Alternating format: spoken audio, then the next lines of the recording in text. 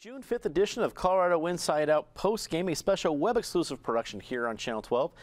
Let's take a look at the Denver City Council races that were run off, and the results came out on June 2nd. We now have more new members of the Denver City Council than we've had in a decade.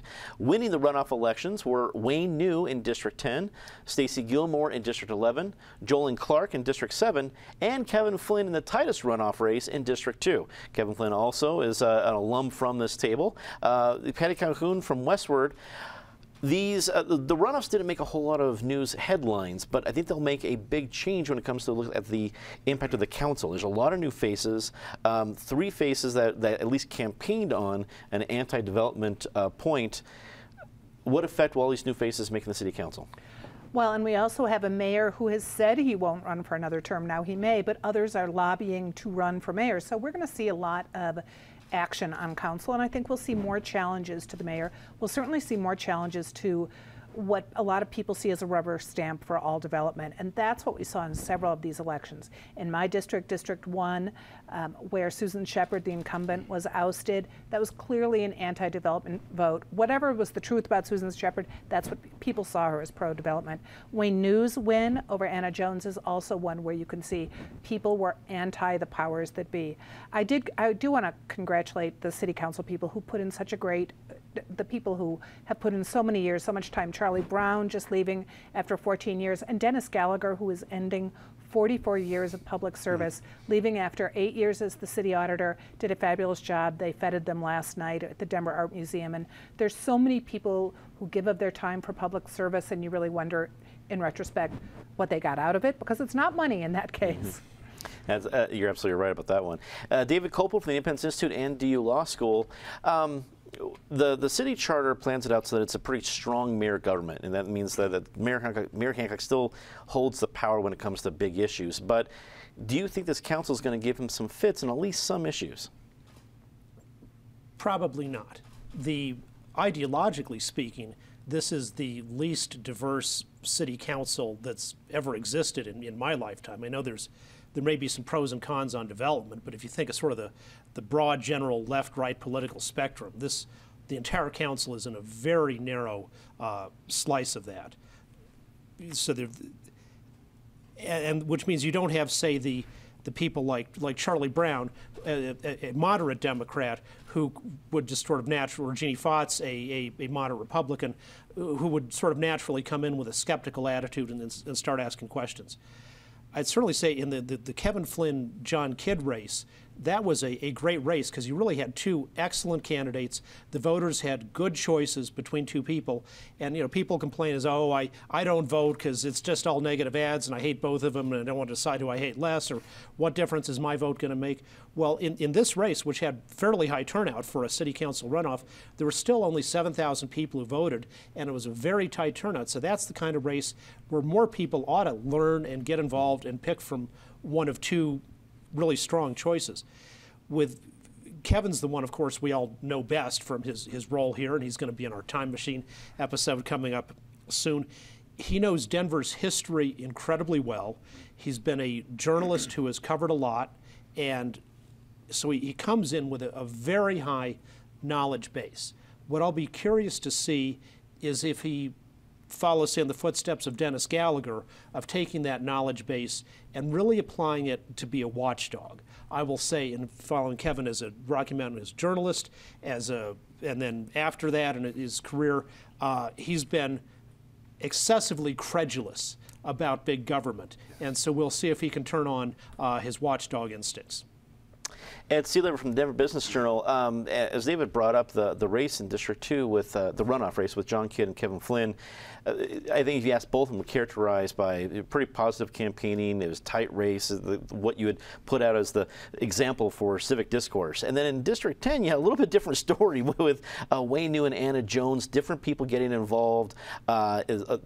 a much different story. As you looked at all the different council races, runoffs specifically, what did you think? Or District 11, where I know less about Sean Bradley and Stacey Gilmore than I do about the others' faults and conflicts of interest. You know, it's really hard to say. I don't think we know a ton about where these candidates are going to stand on specific things yet. Yes, the greater picture is, oh, we want to curb development, but you know, these are candidates who are going to sit down and realize that development of some sort is what you need to bring in the revenues to run this city. And even if they're going to put some height limits here or there, or add a little more skepticism to a couple zoning decisions, I don't think you're suddenly going to see Denver become bolder, draw a line around this and say, that's it, we're done. Especially because the other really important issue that everyone seemed to talk about was the need for more affordable housing. But at the same point, very few people articulated exactly how you go about that need. So there's two ways to look at this. One, we've got a lot of people who are concerned about the general picture of Denver, coming in to serve, maybe wanting to learn a little bit more and figure out how to plot ahead like that. Or two, and I think this was some of the voters' concerns after the elections of 4 years ago, that you have people come in with big ideas who aren't going to sit down and get some of these ideas turned into actual. I mean, there are certainly kind of your stars on the council, the Albus Brookses, who really think through things and try to come up with solutions. It will be really interesting to watch whether this is a council that will follow that lead, or one that, going back to the Susan Shepard conversation, seemed to come in with a lot of ideas and no idea whatsoever to do once they got on council, and I think the next year will really lay that out for us. Ben Gilt, public affairs consultant, and you know, full disclosure, you ran or helped consult on a lot of different races for throughout the city council this year. You were in the trenches the whole time. It'd be hard to find anyone else who knew a little bit more about each individual race. Now that it's all over, what do you think? Thank God. It's really nice to be done. It's stressful campaigning. You know, I think that having all these new members is not going to really change the day-to-day business of council. We've already covered that the form of government here in Denver is excessively strong for the mayor. It's a mayor form of government. I think that of the new members, really you have two, Espinoza and New, who really made specific promises and raised a lot of problems, who I think will struggle to sort of keep up with their rhetoric. I think, and I appreciate the praise for Kevin Flynn, it was a great pleasure working with him and getting to know him, and I do think that he will continue that watchdog legacy. It was a big part of what we campaigned on, and I think that he has just a natural tendency to ask questions and to be tough, and I think that he sees Jeannie Fotz and Ted Hackworth before her as his model for being the budget hawk on council. The other person that I'd like to mention here is Paul Cashman, who is sort of being lumped in with New and Espinoza, which I understand, and I watched that sort of definition take place over the last year or so, but I think it's really unfair to Paul, because Paul also, like Kevin, has covered news and development in this city for 30 years. He's lived here for 40 years. He's a pragmatist.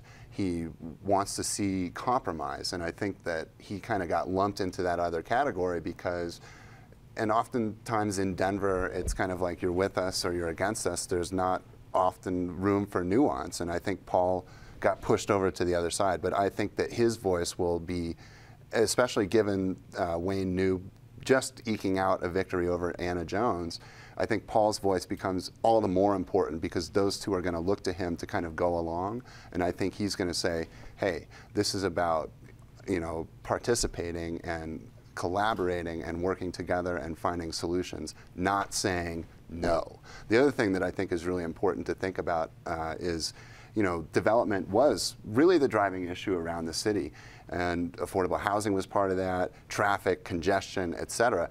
Something that really didn't get brought up ever that I think is going to be critical to all of this are the infrastructure investments that we need to make. We talked today about what's happening at DIA. We talked about what's happening at the stock show, and those are elements of that.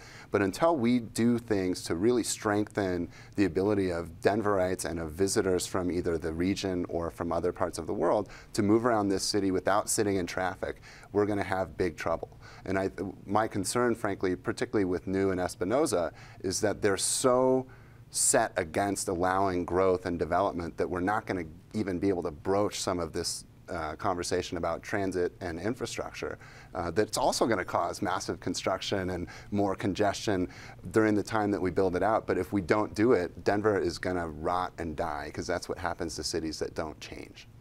Well, it certainly should be fun to watch. That's all the time for Colorado Inside Out postgame this week. Leave us a comment. Tell us what you think. For everyone here at CPT12.org, I'm Dominic Dezzutti. Thank you very much for watching.